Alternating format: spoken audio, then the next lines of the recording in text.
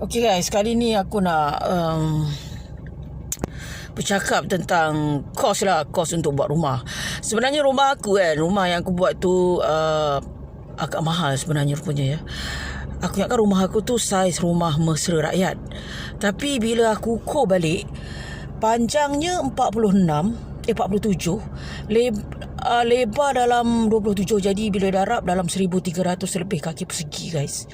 So kata wak tukang tu cakap, Jiha, rumah yang kau buat ni sebenarnya lebih besar daripada rumah mesra rakyat, katanya. Lebih besar kan. Betul lah, tapi aku nak buat macam mana kan. Aku pun dah kata aku dah over budget tau. Over budget. So actually dia punya dinding dah siap guys. Cuma bumbung aja belum siap lagi. Bumbung belum siap lagi guys. Oh, nampaknya nak hujan lah. Sana tu awan larat Nampak tak guys? Awan larat. Nampak awan larat. Petang ni hujan di sawah padi. Wah, cantiknya pemandangannya. Okey, balik pada kisah yang aku nak cerita tadi lah pasal rumah. So aku tanya wak tukang tu, wak, berapa kos untuk buat bumbung Wak tu cakap anggaran dalam 20k. Dia cakap macam tu. Kalau kau bagi aku dalam 20k sampai 30k, siap. Dia cakap. Dia cakap macam tu lah. By the way, aku sekarang dalam bank pun aku tak ada. Dalam ASB aku pun tinggal RM80.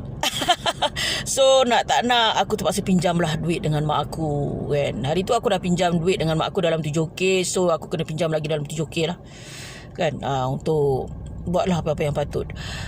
So aku target, kalau gaji aku dalam 2k, so setiap bulan aku kena simpan dalam 1k lah, ataupun 1k setengah. InsyaAllah dalam masa 10 bulan aku boleh dapat dalam 15k. InsyaAllah lah, insyaAllah.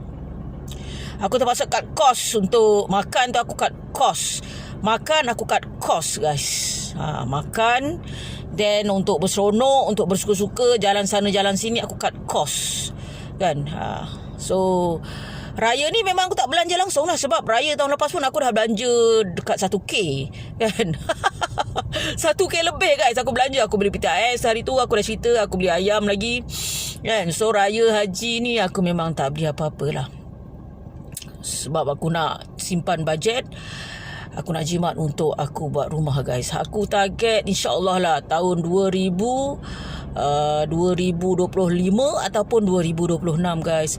Rumah aku siap insyaAllah. Amin amin. Okay, bye.